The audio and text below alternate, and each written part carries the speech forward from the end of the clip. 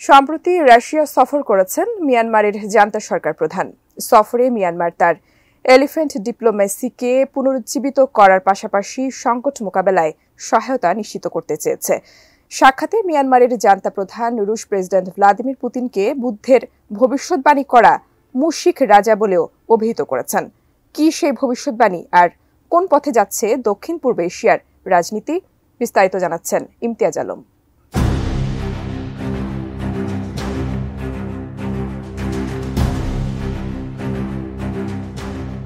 মিয়ানমারের জান্তা প্রধান মিন অং লাইং সম্প্রতি রাশিয়ার প্রেসিডেন্ট ভ্লাদিমির পুতিনের সঙ্গে মস্কোর গ্র্যান্ড ক্রেমলিন প্যালেসে সাক্ষাৎ করেছেন। ২০২১ সালে ক্ষমতা দখলের পর এটি ছিল মিন অং লাইংয়ের চতুর্থ রাশিয়া সফর এবং পুতিনের আমন্ত্রণে প্রথম আনুষ্ঠানিক সফর। সফরের সময় পারমাণবিক শক্তি, শিক্ষা, ক্রীড়া, বাণিজ্য ও বিনিয়োগ সহ বিভিন্ন ক্ষেত্রে 10টি সমঝোতা স্মারক স্বাক্ষরিত হয়।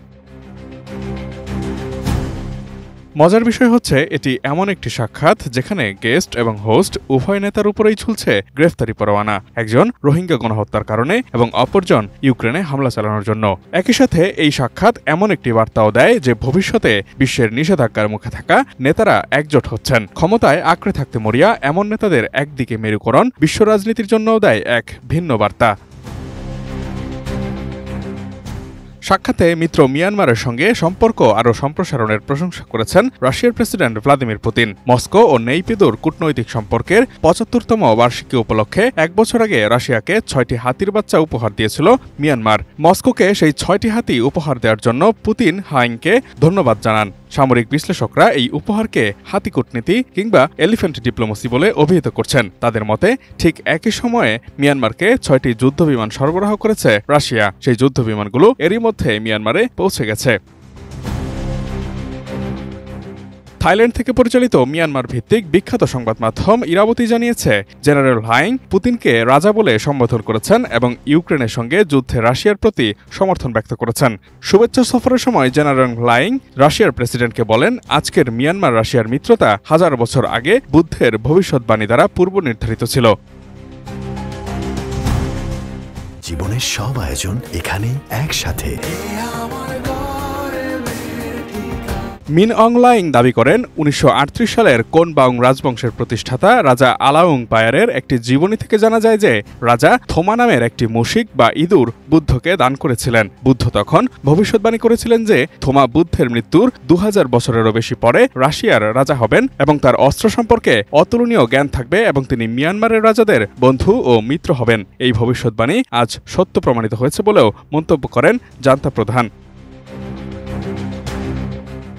যদিও এই ঘটনা এতটাই অপ্রচলিত যে অনুবাদকের প্রচেষ্টার ফলেও পুতিন মিং অং লাইংয়ের বক্তব্য বুঝতেই পারেননি। তবে পূর্বজন্মে তিনি মুশিক ছিলেন এই মন্তব্যে কিছুটা বিব্রত হন পুতিন। তবে ইরাবতী বলছে এ নিয়ে হাস্যরসে মেতেছে মিয়ানমারবাসী।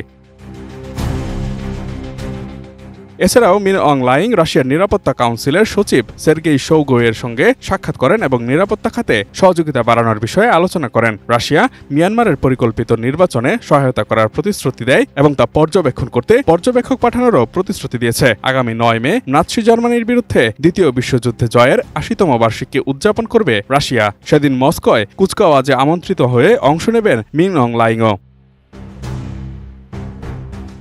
সারা বিশ্ব থেকে কার্যত বিচ্ছিন্ন হয়ে পড়া এবং দেশের ভেতর বিদ্রোহীদের কোণঠাসা হয়ে দেয়ালে পিঠ থেকে যাওয়া মিয়ানমারের জান্তা প্রশাসন শেষ অবলম্বন হিসেবে বেছে নিচ্ছে রাশিয়াকে। ভবিষ্যতেও যারা মিয়ানমারের সরকারে আসবে তারাও চীন ও রাশিয়ার প্রভাব বলয় থেকে মুক্ত থাকবে না ঐতিহাসিক সম্পর্কগত কারণেই। তাই প্রতিবেশী হিসেবে বাংলাদেশের রোহিঙ্গা সহ নানা ইস্যুতে রাশিয়া ও চীনের সঙ্গে নিরবিচ্ছিন্ন যোগাযোগ রাখাই সমস্যা সমাধানের কার্যকর উপায় বলে মনে করছেন রাজনৈতিক বিশ্লেষকরা। Imtiaz Alam, desk report, ATN news.